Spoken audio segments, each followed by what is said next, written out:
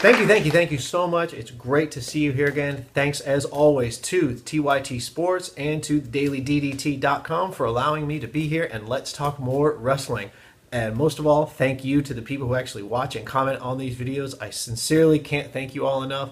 After you watch this video, please comment below. And as you've seen on the previous versions, I will respond to every single comment because I have nothing better to do. But let's get right into it. So far, we have 3 matches set up for WrestleMania 32. We have the one everyone already knew about, which was the main event, Roman Reigns versus Triple H. But now we've got 2 more matches added to the card. And that is... first of all, starting off with the return of the prodigal son this past Monday night on Raw. Shane McMahon made a surprise appearance on the show. Now, if you remember, a few years back, he was heavily involved in the invasion story angle when the WWE bought out the WCW. And then after that, he kind of disappeared. Well, we sort of got an explanation as to what happened to him, at least a storyline explanation anyway. And it turns out that Vince had approached Shane a few years ago and I guess was in some dire financial difficulties, kayfabe financial difficulties, I'm sure. And they apparently made some kind of deal, and Shane still retained his power in the company, even though he wasn't around, much to the chagrin of Stephanie, who was out there supposedly receiving some kind of legacy award. But the bottom line is we had a really unique confrontation, and the crowd was really into it. Everybody really wanted to see what was going to come of this. And so after this big face-to-face that Shane and Vince had, came the bombshell. And that was that Shane said he wants control of Raw. And of course, everybody flipped out because the Authority has been in power for 3 years now. And look, I love Triple H. I think he's a great heel, and Stephanie plays the great heel role perfectly. But every week, starting out the show with them and their really long segments, it's just gotten boring. 3 years is way too long for the Authority thing to be around. It's time to move on from that. So fans were more than excited at the potential of something new coming in. And that something new is Shane McMahon could potentially take over Raw. But here came Vince McMahon, of course, and said, well, if you want it, then you have to have a match, which Shane agreed to before at least knowing what the stipulations would actually be.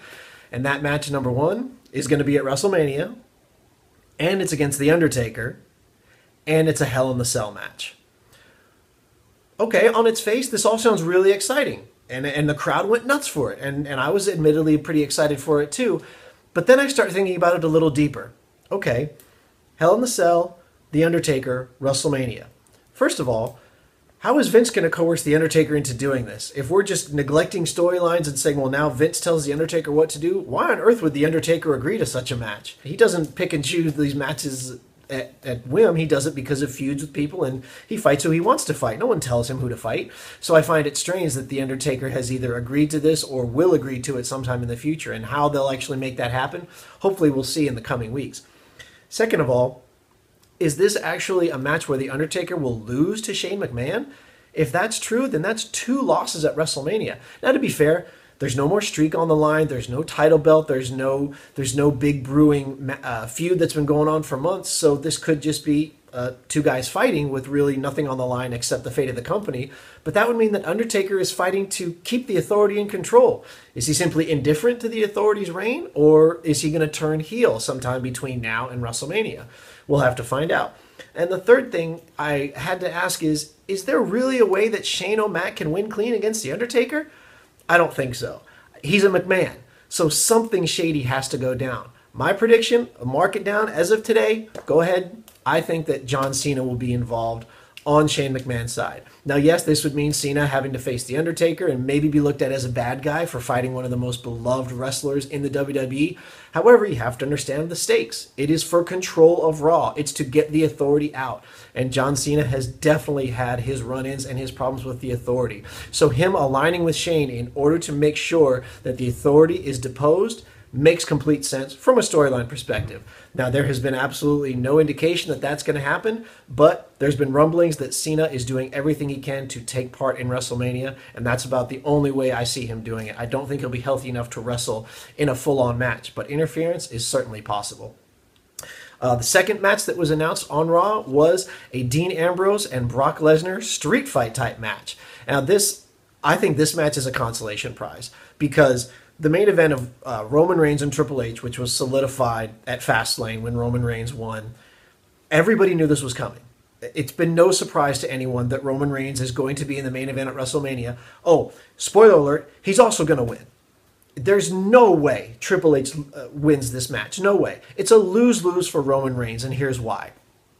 If he does lose, if for some reason somehow Triple H retains the belt and wins at WrestleMania, that means that Roman Reigns is now 0-2 at WrestleMania, and that means that all this build-up, all of these other matches, all of these people who've been buried in Roman Reigns' way, it was a complete waste of time.